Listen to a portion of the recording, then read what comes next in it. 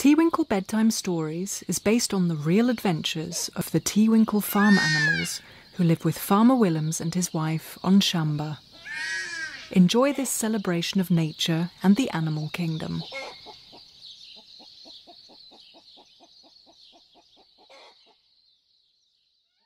Once upon a time in Teewinkle, spring was on its way.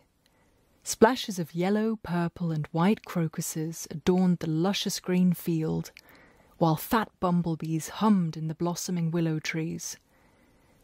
Farmer Willem's wife gazed out of the kitchen window and smiled at Jip, who lay sprawled, sunbathing.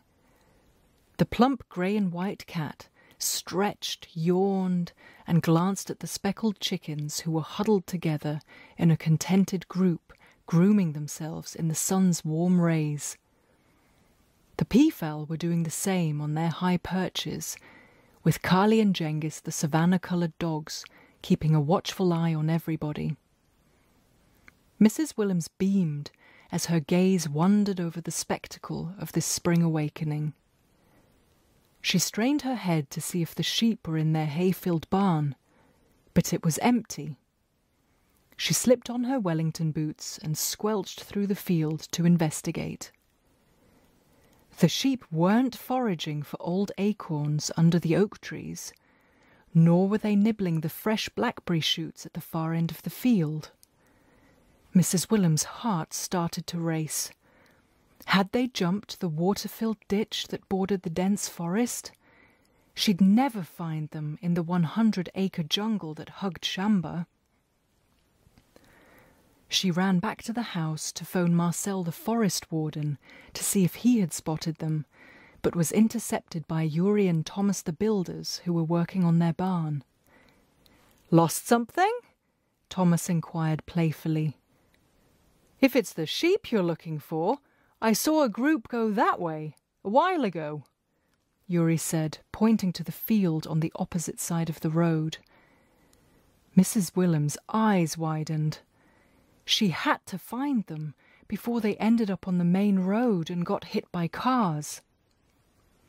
Victor, the curious neighbour, happened to be walking his sheepdog past the farmhouse. "Victor!" Mrs Willems called. "Have you seen our sheep? They've run away." He shook his head and poked the air with his finger. "I know! We'll organise a search party with dogs, and we'll bang pots with wooden spoons to scare them out of their hiding place." Mrs Willems' jaw dropped. "We will do no such thing," she stated emphatically. "The sheep are our friends and trust us. When they see me, they'll come running and will follow me home. You'll see." "Ha ha ha!" laughed Victor. "Ridiculous! They're only animals and must be managed with a strong hand." Mrs Willems scowled and shook her head. While they had been speaking, she had spotted a dark brown patch in the distance on Farmer Danny's field opposite the farmhouse. The sheep! It was them! Relief flooded her. She gave Victor a nod and turned on her heel to get 2 buckets of the sheep's favourite treats. She jogged over the road towards the handsome animals, who were standing very still in the distance. When she got closer, the tense flock relaxed and grunted a soft greeting. Julio the ram trotted towards her and nuzzled her hand before explaining. "We were startled by the rubbish bin truck and didn't dare cross the road back to Shamba."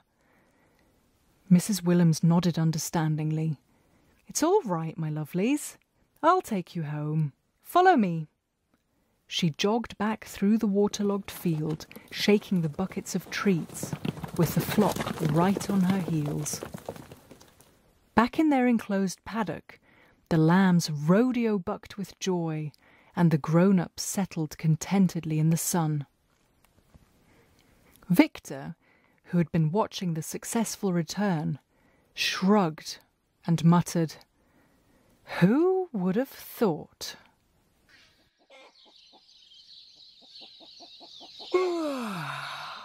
What a day! It's bedtime now for the Teewinkle animals on Shamba.